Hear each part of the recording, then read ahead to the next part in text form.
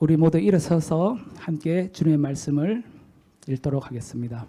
한 절씩 교독하도록 하겠습니다. 마지막 6절은 우리 함께 읽도록 하겠습니다. 제가 먼저 읽습니다. 여호와는 나의 목자시니 내게 부족함이 없으리로다.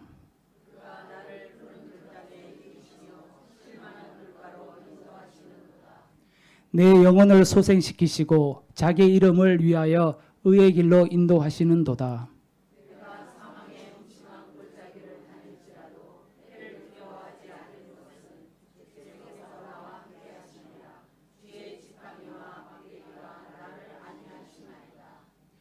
주께서 내 원수의 목전에서 내게 상을 차려주시고 기름을 내 머리에 부으셨으니 내 잔이 넘치나이다. 함께 읽습니다. 내 평생의 선하심과 인자하심이 반드시 나를 따르리니 내가 여호와의 집에 영원히 살리로다. 아멘.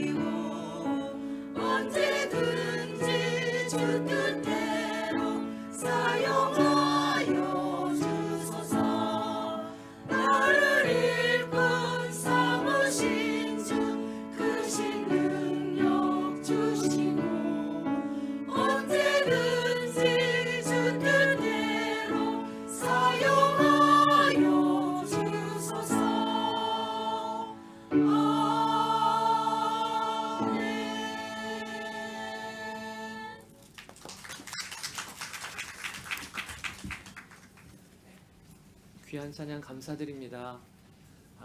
오늘도 주일 2부 예배 나오신 여러분 주님의 이름으로 축복합니다. 오늘 말씀을 나누기 전에 먼저는 감사 인사를 드리고 싶습니다. 제가 오늘 열흘째 되는 날인데요. 그리고 돌아오는 수요일에 이제 저는 한국으로 돌아가게 됩니다. 10일 동안 이 치바 영광교회에 있으면서 저와 저희 가족이 큰 은혜를 누렸습니다. 기도하는 교회요, 그리고 또 뜨거운 교회에 와서 이렇게 매 예배 때마다 참석하면서 저희가 큰 은혜를 누렸고요. 또 많은 성도들의 사랑을 받으면서 저와 저희 아내가 이게 웬일인가 이런 생각이 들 정도로 너무 귀한 섬김에 감사를 드립니다. 저도 치바 영광교회를 위해서 이제 돌아가서도 계속해서 같이 기도하도록 하겠습니다. 오늘은 당신은 행복하십니까? 라는 제목으로 여러분과 말씀을 나누려고 합니다. 여러분, 사랑받는 사람의 얼굴 표정을 본 적이 있으세요? 사랑받는 사람. 네. 한번 상상해 보세요. 오늘 예배를 마치고 이렇게 집에 들어갔는데 집에 가보니까 테이블 위에 장미꽃 한 송이와 그리고 편지 하나가 딱 놓여 있는 겁니다. 이게 뭔가 그 편지를 열어봤더니 아들 혹은 딸이 엄마, 아빠 사랑합니다. 존경합니다. 오늘 엄마, 아빠가 생각이 났어요. 그리고 엄마, 아빠 감사해요. 하면서 편지를 만약에 써놓았다. 그걸 만약에 지금 읽고 있다고 한번 생각해 보세요. 그때 표정이 어떠실까요? 저는 아무런 느낌이 없을 것 같습니다. 이런 분 있으시면 안수기도 받고 가세요. 큰일 나 지금 냉랭하신 분이시니까요. 아마 그 편지 읽고 그 다음에 꽃을 이렇게 받고 다들 그 행복한 표정이 아마 감추실 수 없으실 거예요. 자, 그리고 이제 우리 전후 좌우에 계신 분들, 앞뒤에 계신 분들 한번 쳐다보실까요? 인사 한번 하실까요? 네, 전후 좌우 앞뒤에. 네, 감사해요. 여러분, 내 옆에 앉아 있는 성도가 방금 우리가 꽃다발 편지 읽을 때 그 상상하는 표정, 그 표정이시죠? 행복한 표정이시죠? 저희는 그렇게 아멘을 할 수 있어야 돼요. 왜냐하면 이 자리에 우리가 이렇게 나와서 이 거룩한 주일에 예배할 수 있는 이유는요, 하나님이 우리를 사랑하시기 때문에 그렇거든요. 오늘 이 자리에 계신 누구라도 내가 힘이 있어 내 발로 걸어서 예배드리러 온 것 아닙니다. 사실은 예수님께서 말씀하시기를 요한복음 14장 6절에 나로 말미암지 않고는 아버지께로 올 자가 없느니라 하셨어요. 그러니까 오늘 이 자리에 우리가 예배하는 이유는요, 예수 그리스도로 말미암아 힘을 얻어서 하나님의 사랑을 받았으니까, 그러니까 오늘 우리가 이 자리에 와서 예배드리고 있는 것이거든요. 그러니 우리의 표정이 사랑받고 있는 사람의 표정이어야 마땅한 것이죠. 여러분, 오늘 말씀을 나누기 전에 우리는 이 질문 앞에 서봐야 합니다. 하나님이 나를 사랑하신다고 하는 이 복음 때문에 여러분 행복하십니까? 행복하세요? 저는 16살, 12살 두 딸이 있는데요. 저희 딸들은 자기 이야기 하는 거 싫어하지만 제가 두 딸을 키우면서 느끼는 게, 아니 엄마 아빠가 같은 배에서 나와도 성격이 참 달라요. 저희 큰아이는 매우 이성적이에요. 그리고 둘째는 정반대로 감성적이에요. 그래서 두 아이를 키우다 보면 동일한 상황에서도 반응이 다릅니다. 저희 큰아이는요, 아주 이성적이고 그리고 계산을 잘하고 어떨 때에는 엄마 아빠를 참 배려해주고 이끌 줄 알아요. 또 저희 둘째는 장점이 뭐냐면 하여튼 다가와서 뽀뽀하고 얼굴에 볼을 부비고 그리고 그렇게 반갑게 맞아주는 그런 장점이 있어요. 큰아이는 아주 이성적으로 배려해주고 읽을 줄 아는 장점이 있고, 작은 아이는 와서 얼굴을 부비는 그렇게 친근하게 오는 장점이 있고, 그런데요, 또 어떨 때에는 마음이 속상할 때도 있어요. 큰아이는 집에 제가 돌아오면 아빠 왔어요 하고 자기 일을 합니다. 어떨 때에는 제 마음에 아유 너무 차갑다 그런 생각이 들 때가 있어요. 그런데 둘째 아이는요, 와서 몸을 비비고 부비지만요, 또 얼마나 어떨 때는 감정적으로 뒤집어지는지 얘가 왜 이러나 싶을 때도 있어요. 저희 둘 딸을 보면 장점도 있지만 또 어떨 때에는 단점도 있잖아요. 그래서 제가 저희 두 딸을 보면 얼마나 사랑스러운지, 그러다가도 어떨 때에는 이것들이 어디서 이런 녀석들이 나왔나 싶을 정도로 속상할 때도 있죠. 여러분, 세상에서 사랑하면 그래도 부모의 사랑이 최고라고 하잖아요. 특히 엄마의 사랑만큼 큰 사랑이 어디 있어요.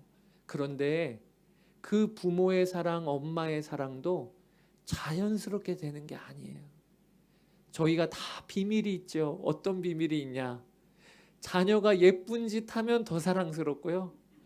그리고 또 자녀가 속썩이면요, 오히려 어떨 때에는 마음에 부담이 될 때도 있는 게 부모의 사랑이잖아요.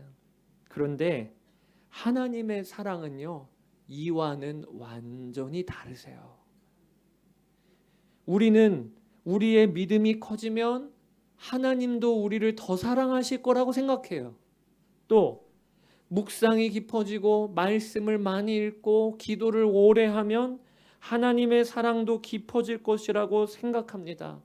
그러나 그것은 오해입니다. 하나님의 사랑은요, 우리가 잘하면 후회했다가 우리가 좀 실수하면 줄어드는 것이 하나님의 사랑이 아니에요. 그거는 사람의 사랑이에요. 하나님의 사랑은 우리의 어떤 모습과도 상관없이 언제나 100%로 사랑하시는 것이 하나님의 사랑입니다.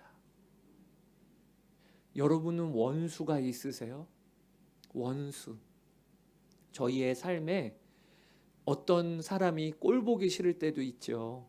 나하고 성격이 안 맞을 때도 있죠. 그러나 저 사람은 내 원수야, 이런 사람은 거의 없으세요. 원수가 있다는 말은요, 이 세상에서 한 하늘 아래 같이 못 산다는 거예요. 저 사람이랑 나하고 거리가 가장 멀다는 거예요. 저 사람이 존재하는 나는 오늘 불행해요. 이게 원수잖아요. 여러분, 아무리 우리가 미운 사람이 있고 마음에 안 드는 사람이 있고 눈에 가시 같은 사람이 있어도 저 사람은 내 원수야, 이렇게 말하는 사람은 없어요. 원수가 있으면요, 그거는 뼈가 녹는 거예요. 오늘 하루를 못 사는 거예요. 원수가 있다는 말은. 그런데 그거 아세요? 하나님과 우리는 원수였어요. 원수. 우리는 하나님을 몰랐던 게 아니고요, 하나님을 적극적으로 대적하고 살았던 거예요. 우리가 지금 길 가다가 불신자들을 만나죠. 하나님을 몰라요. 그런데 사실은요, 하나님과 원수되어 사는 게 원래 우리들이라고 성경은 기록하고 있어요. 그래서 로마서 5장 10절에 보면 곧 우리가 원수 되었을 때에, 우리가 하나님과 원수였다는 거예요. 그런데 그때 하나님이 우리를 사랑하시는데 어떻게 사랑하셨냐? 자신의 독생자 그의 아들의 죽으심으로 말미암아 하나님과 화목하게 되었은즉, 이렇게 로마서 5장에 기록되어지고 있어요. 사랑하는 여러분, 우리는요, 하나님과 가장 거리가 멀었어요. 원수였어요. 그런데 그 원수인 우리를 향해 하나님이 자신의 독생자를 내어주시기까지 사랑하신 게 우리가 받은 사랑이에요. 자, 그러면 지금 이 자리에 앉아있는 우리들 중에 여전히 하나님과 원수인 분이 계세요? 하나님과 원수인 분이 없으세요. 지금 이 자리에 앉아있는 우리는 다 하나님의 아들이요 딸이에요. 자, 그러면 하나님이 원수일 때도 자신의 독생자를 내어주시기까지 우리를 사랑하셨거든, 지금 예배드리러 앉아있는 우리를 얼마나 사랑하실까요? 하나님은요, 이해할 수 없을 정도로 나를 사랑하세요. 그게 하나님이 오늘 우리에게 베풀어 주시는 사랑입니다. 제가 질문 하나 드릴게요. 이 자리에서 예배하는 우리들 중에 하나님이 가장 사랑하시는 한 사람이 있다면 누굴까요? 아직 대답하지 마세요. 입술로 누구라고 말하지 마세요. 속으로만 한번 생각해 보세요. 이 자리에 있는 예배드리는 우리 중에 하나님이 가장 사랑하시는 사람, 저 앞에 있는 목사인가? 혹은 저 권사님인가? 이런 생각이 드시는 분이 계세요? 그러면요, 그거는 하나님 사랑을 모르시는 거예요. 제가 이 자리에 누가 가장 하나님 사랑하실까요? 하면 누구도 지체하지 않고 저요, 접니다, 이러면 하나님 사랑 아시는 거예요. 옆에 있는 사람이 놀라요. 아니, 집사님이시라고요? 제가 집사님을 다 아는데 염치가 없지. 어떻게 하나님이 집사님을 가장 사랑하시겠어요? 누가 그렇게 면박을 줘도 내가 믿어지는 걸 어떻게 해요? 아니, 하나님이 십자가로 나를 사랑하셔서 나를 세상에 나 하나뿐인 것처럼 사랑하시는 게 믿어지는 걸 어떻게 해요? 그래서 하나님 나를 가장 사랑하시죠. 어거스틴이 이런 이야기를 했어요. 하나님은 세상에 나 하나밖에 없는 것처럼 나를 사랑하신다. 여러분, 이게 여러분들도 그런 고백이 되어지세요? 아니, 이상해. 하나님은 이 세상에 나 하나밖에 없는 것처럼 사랑하시는 것 같아. 어쩜 이렇게 사랑하시는지. 이런 마음이세요? 아니면 나만 미워하셔. 하여튼 내 기도만 안 들어주셔. 나한테만 야박하셔. 하나님은 지금도 이놈 잘하나 보자 이렇게 노려보시다가 내가 조금만 실수하면 몽둥이 들고 회초리 들고 쫓아오시는 것 같아. 이런 마음으로 신앙생활하세요. 한번 우리가 점검해 봐야 돼요. 내가 하나님의 사랑을 오해했구나. 내가 하나님의 사랑을 진짜 몰랐구나.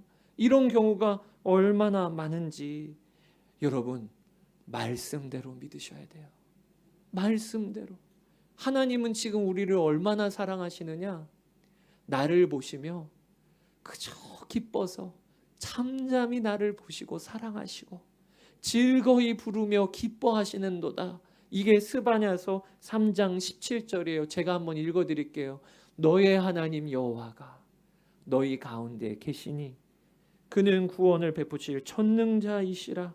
그가 너로 말미암아 기쁨을 이기지 못하시며 너를 잠잠히 사랑하시며 너로 말미암아 즐거이 부르며 기뻐하시리라. 저희가 나이가 들면서 예쁜 모습도 없어지고 멋진 모습도 없어져요. 그러면서 이제 내 모습이 점점 더 나이가 들면서 약해지죠. 누구 하나 나한테 와서 아유 왜 이렇게 예쁘세요?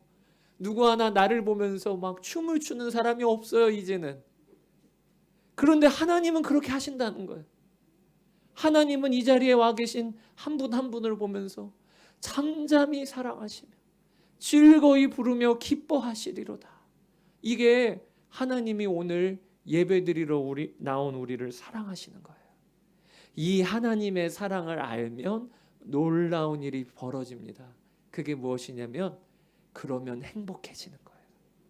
이 하나님의 사랑을 진짜 믿으면 그 사람은요 행복해져요. 행복해져.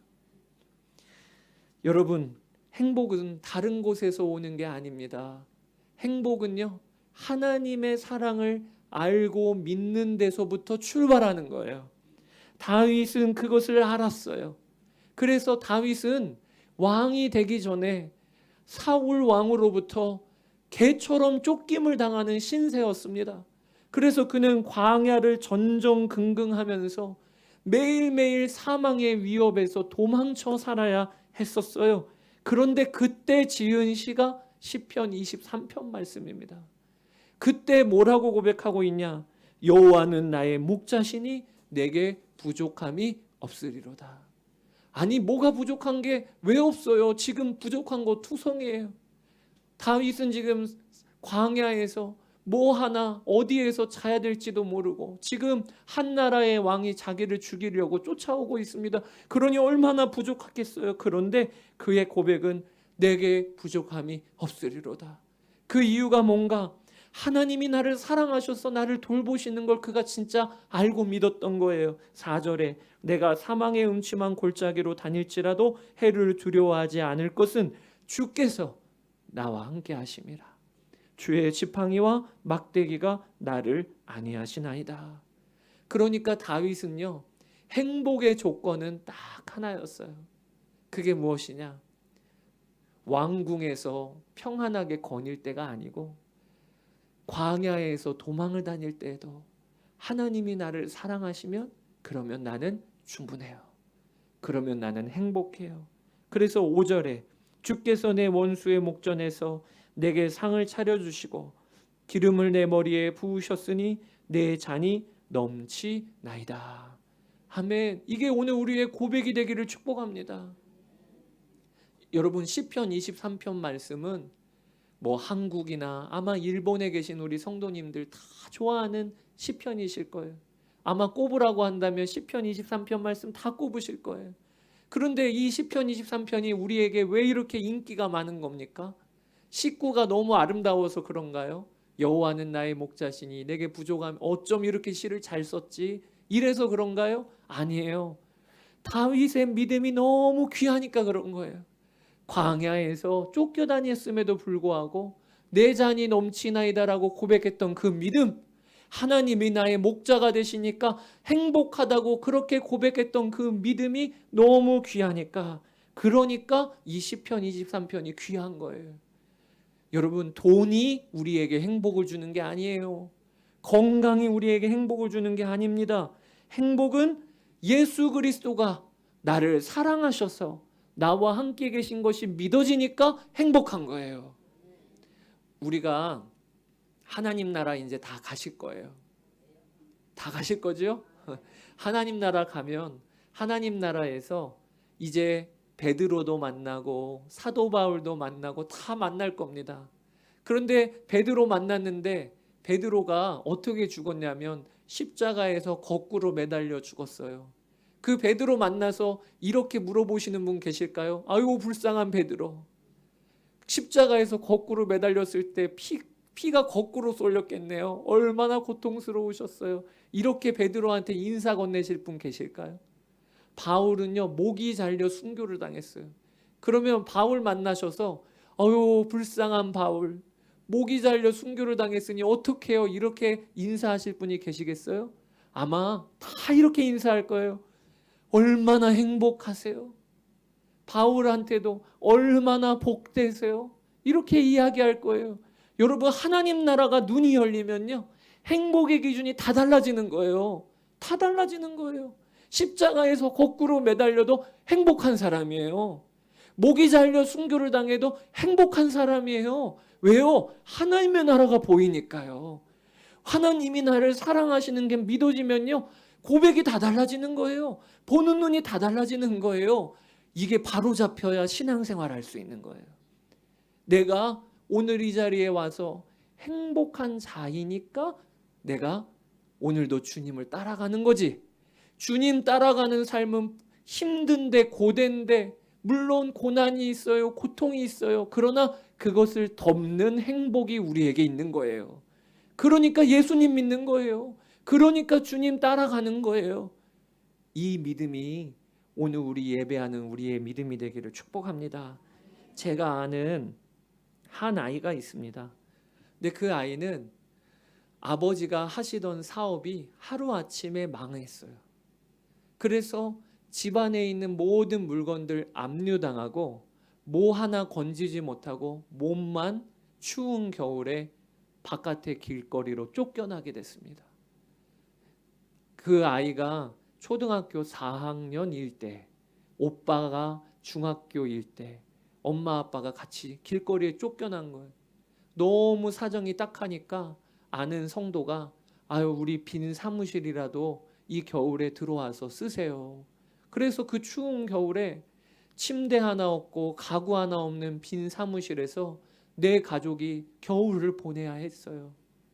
겨울이 끝나고 새 학기가 돼서 이 초등학교 아이가 이제 학교로 등교를 했습니다. 학교에 가서 보니까 옆에 앉은 짝꿍이 예쁜 가방을, 새 가방을 메고 왔더래요. 근데 그것을 보는데 얼마나 속이 상하던지. 그리고 또 그 짝꿍이 가방을 열고 필통을 꺼냈는데 필통도 새로 산 거예요. 그걸 보는데 얼마나 속상하던지. 이 아이가 평소에 기도하던 아이예요. 하나님께 기도를 했대요. 어떻게 기도했냐? 하나님, 저희 집은 왜 이렇게 못 살아요? 저는 왜 이렇게 가난해요? 그렇게 기도를 했대요. 그런데 그때 하나님이 이 아이에게 즉각 응답을 해주신 거예요. 그리고 그것을 예수동행 일기에 기록을 그날 저녁에 한 걸 그 어머니 권사님이 목사님 이거 보세요. 저희 아이가 어저께 쓴 일기예요 라고 저한테 보여줘서 제가 보게 됐습니다. 그런데 뭐라고 하나님이 응답을 해주셨냐? 여러분 들어보세요. 세미야, 너는 돈으로 살 수 없는 것들을 다 갖고 있지 않니? 가족들이 서로 사랑하고 친구들과 만나면 우정이 있고 집에 가면 엄마와 오빠와 아빠가 다 맞아주고 이것들은 돈으로 살 수 없는 것들이란다. 내가 이 모든 것을 너에게 주었단다. 이렇게 예수동행일기에 기록을 해놓은 거예요. 제가 그 예수동행일기를 읽다가 마음에 감동이 되더라고요. 첫 번째는 아니 초등학교 4학년 여자아이가 어쩜 이렇게 주의 음성을 정확하게 들을까? 이게 감동이 되고, 두 번째는 그 고백이 저에게도 주시는 고백인 것 같은 거예요. 말씀인 것 같은 거예요. 왕라가 너는 돈으로 살 수 없는 모든 걸 갖고 있지 않니? 하나님의 백성이 되었고 예수님께서 내 안에 계시고 구원받은 하나님 나라 성도가 되었다는 이 모든 게 돈으로 살 수 없는 거요? 너에게 내가 이미 주었단다 라고 하는 감동이 들더라고요. 제가 그 일기를 읽다가 얼마나 감사한지. 여러분, 우리도 마찬가지예요. 우리는 누굽니까? 돈으로 살 수 없는 모든 걸 갖고 있어요. 하나님의 자녀가 되는 이 특권, 이게 우리에게 이미 주어졌어요. 그래서 우리는 행복한 자라고 고백할 수가 있어요. 저희가 예수님으로 인하여 행복하잖아요. 하나님의 사랑으로 인하여 행복하잖아요. 그러면 그게 우리 가족들에게 줄 수 있는 최고의 서비스입니다.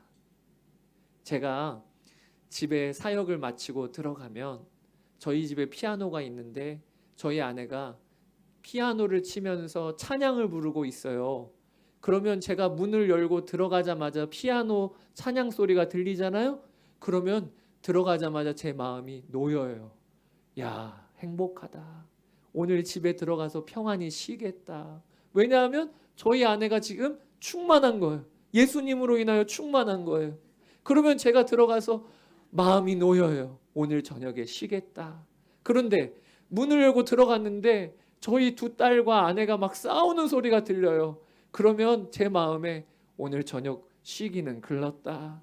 그리고 집에 방에 들어가고요. 저 혼자 문 닫아놓고 조용히 시 죽은 듯이 있다가 그리고 그 다음날 출근하는 거예요.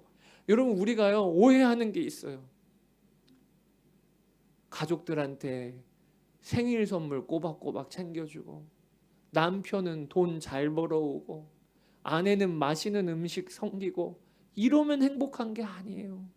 우리 가족들에게 줄 수 있는 최고의 서비스는요, 내가 예수님으로 인하여 행복한 게 최고의 서비스예요. 오늘도 우리가 예배드리고 집으로 돌아가면 우리 가족들은 조마조마 기다리고 있을 거예요. 우리 예배드리고 돌아오는 우리 엄마가, 아빠가 행복한가? 그러면 우리 자녀들은요, 또 우리 가족들은요, 이번 한 주간이 평안한 거예요. 우리가 줄 수 있는 최고의 서비스는 예수님으로 인하여 행복한 거예요. 어느 한 미국 도시를 여행하던 사람이 주일이 되었어요. 그래서 예배를 드리러 가야 하는데 이 근처에 교회가 어느 교회가 좋은지를 모르겠는 거예요. 어느 교회를 가야 될지를 모르겠어요. 그래서 한참을 찾다가 교통경찰이 보이길래 가서 이 주변에 가까운 교회가 있으면 가르쳐 달라고 했어요. 그랬더니 경찰이 지도를 펼쳐 보이면서 가까운 교회가 아닌 먼 교회를 추천해 주는 거예요. 그래서 이 여행객이 아니 가까운 교회를 추천해 달라고 했더니 왜 이렇게 먼 교회를 가르쳐 주십니까? 라고 물었더니 그 경찰이 뭐라고 대답했냐면 저는 기독교 신자는 아니지만 예배드리고 나오는 사람들의 표정을 보면서 여러 생각을 합니다. 특별히 저 교회 사람들은 예배드리고 나오는 표정이 항상 기쁘고 즐겁게 보였어요. 교회에 대해서는 잘 알지 못하지만 제 생각에는 저 교회가 은혜로운 교회 같습니다. 이렇게 했다는 거예요. 여러분, 우리가 오늘 예배드리고 나갈 때 이 주변의 사람들이 다 봐요. 예배가 뭐야? 아니 뭔지는 모르겠지만 저 사람들이 왜 이렇게 예배드리고 나면 행복하게 하하 웃지? 그러면서 예배가 좋은 것이라는 게 알게지는 거예요. 예수님으로 인하여 행복한 게 우리가 세상에 또 가정에 줄 수 있는 최고의 서비스예요. 여러분, 오늘 예배드리고 반드시 고백하셔야 돼요. 하나님, 저 행복합니다. 하나님, 제 잔이 넘치나이다. 오늘 시편 23편에 다윗이 왜 이게 귀한 거냐면 기록에 남겼기 때문에 귀한 거예요. 모세도 이스라엘 백성들에게 너희 이스라엘 백성들은 행복한 자로다 이렇게 고백했어요. 바울도 나는 기쁘고 기뻐하리로다 라고 고백했어요. 고백은 아주 중요한 거예요. 오늘도 예배만 드리고 돌아가실 일이 아니고 제가 조금 있다가 기도를 같이 할 때 여러분 한번 생각해 보세요. 난 누구인가? 나는 행복한 자입니다, 주님. 저는 만족합니다, 주님. 이 고백이 얼마나 귀한지. 제가 어느 한 목사님의 간증을 들었는데 그 목사님이 사모님께서 암에 걸리신 거예요. 그래서 급히 날짜를 잡고 암 수술을 받는 날이었답니다. 사모님은 수술실에 들어가고 목사님은 보호자 대기실에서 아내를 위하여 기도를 하고 있는데 마음이 너무 괴롭더래요. 평생을 목회하느라고 아내에게 잘해준 것도 없고 아내와 함께 교회를 섬긴 것뿐이었는데 우리 아내가 저렇게 암 수술을 받고 있는 이 상황이 너무 마음이 괴롭더래요. 그때 기도 중에 주님이 질문을 하시더래요. 너 힘드냐? 아니 뭐 그런 질문을 하세요. 그때 즉각 대답을 하셨답니다. 네, 힘듭니다, 주님. 그랬더니 또 주님께서 너 괴로우냐? 그래서 그때도 즉각 대답을 하셨대요. 예, 괴롭습니다. 그랬더니 주님이 또 질문을 하시기를 그래서 불행하냐? 이 대답은 못하겠더래요. 아, 그래서 불행한가 내가? 그래서 목사님이 잠잠히 생각해보고는 불행하지는 않습니다. 그랬더니 주님이 또 감동을 주시는 거죠. 감동. 그러면 너 행복하냐? 그렇게 물어보셨대요. 근데 이 행복하냐라는 말을 대답하기가 너무 어렵더래요. 그러다가 기도하다가 마음에 하나님이 감동을 주시기를 그렇지. 나와 우리 아내가 예수 그리스도로 인하여 하나님의 사랑으로 인하여 여기까지 이르렀지. 그리고 우리의 결과가 뭔가 영원한 하나님의 나라잖아. 그러면서 오늘도 아내를 위해 기도할 수 있고 또 하나님이 이렇게 마음에 감동을 주시며 함께 계시는 것을 알려주시니 그래서 목사님이 끙끙 앓다가 주님 저 행복합니다. 이렇게 고백을 하는데 그때 하나님이 성령을 부어주시더래요. 그래서 대기실에서 뜨겁게 기도하고 그 사모님이 회복이 잘 되셨어요. 제가 그 얘기를 듣다가 우리 주님께서 우리의 고백을 그렇게 귀히 여기시는구나. 여러분 오늘도 이 자리에 예배드리러 나온 성도 여러분 다윗처럼 고백해 보세요. 내 잔이 넘치나이다. 주님 제가 행복합니다. 거기에서부터 성령께서 우리의 삶을 이끌어 가시는 거예요. 오늘도 우리 예배 드리시는 성도 여러분 오늘도 그렇고 이번 한 주간도 예수님 때문에 행복한 자, 하나님 사랑 때문에 행복한 자, 그러한 사람으로 하나님 세우시기를 주의 이름으로 축복합니다. 우리 이 시간에 같이 찬양하고 같이 기도하는 시간 갖도록 하겠습니다. 우리 예수로 충만하네 라는 찬양이 있거든요. 저희가 이 시간에 함께 찬양하겠습니다.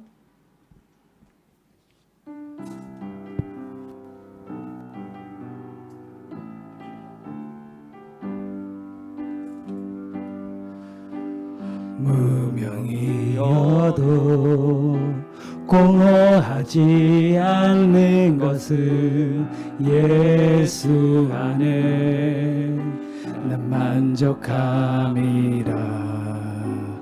가난하여도 부족하지 않은 것은 예수 안에 오직 나는 부요함이라. 고난 중에도 견뎌낼 수 있는 것은 주의 계획 있기 때문이라. 실패하여도 일어설 수 있는 것은 예수 안에 오직 나는 승리함이라. 우리 고백하겠습니다. 난 예수로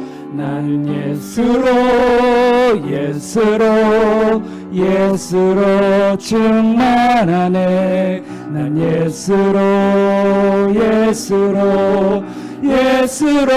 충만하네. 난 예수로 충만하네. 영원한 왕 내 안에 살아계시네. 난 예수로 충만하네. 난 예수로 충만하네. 난 예수로 충만하네. 난 예수로 충만하네. 영원한 왕 내 안에 살아계시네. 이 시간에 우리 함께 기도할 때 오늘 다윗의 고백처럼 내게 부족함이 없습니다. 하나님의 사랑 때문에 저는 행복합니다. 이게 우리의 고백이 되어서 우리의 입술에서 터져나오게 되기를 원합니다. 한 주간 동안에 여러 상황으로 마음이 무너지고 끙끙 앓는 분 계십니까? 오늘 예배를 드리면서 우리의 고백이 바뀌게 되기를 원합니다. 하나님, 저는 행복한 자입니다. 하나님, 저는 만족하는 자입니다. 예수님이 나를 사랑하시니 저는 충분합니다. 이것이 우리의 고백이 되게 하여 주옵소서. 주의 이름 한번 부르고 기도하겠습니다. 주여.